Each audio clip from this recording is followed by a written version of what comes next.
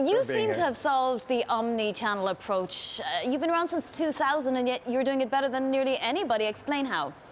Well, in 2000 has been our mantra, like you said, we don't just fit in, find your own perfect fit is what we say. And we try to do that not only in how we communicate about the brand, but also in our model.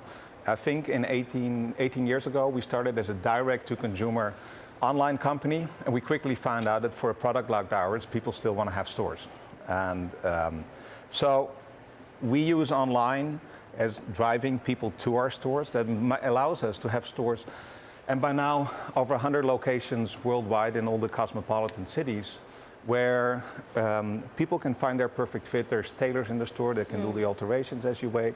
But also, it allows us to not be where all the usual suspects are, but find our own locations. And obviously, that helps in the bottom line. Now, every day it seems like we're reporting on another retailer that's either going out of business or is having a lot of trouble. Yesterday it was H&M with its inventory problem. How are you solving those kinds of problems that crop up for traditional retailers? Well, what the problem is with online, of course, it's a Garden of Eden for inventory, right? As soon as you look on your phone, it looks like everything is there. And that makes stores look like the chance of being a dissatisfying shopping experience. So we have try-in store journeys where you can reserve something in the store already, so it's there.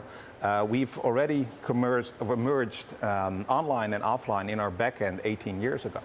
And so we introduced technologies like RFID in all our stores, so we have 95% inventory accuracy. That allows us to help that inventory to be there when the customer really wants it.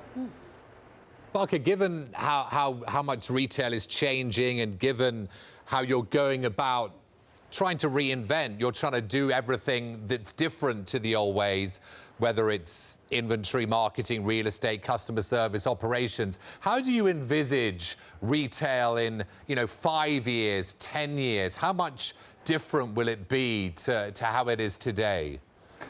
Let me try 5 years. I think there's going to be retail for products that really need retail. A product like ours where people really still want to have personal attention and personal advice, it's a relevant place.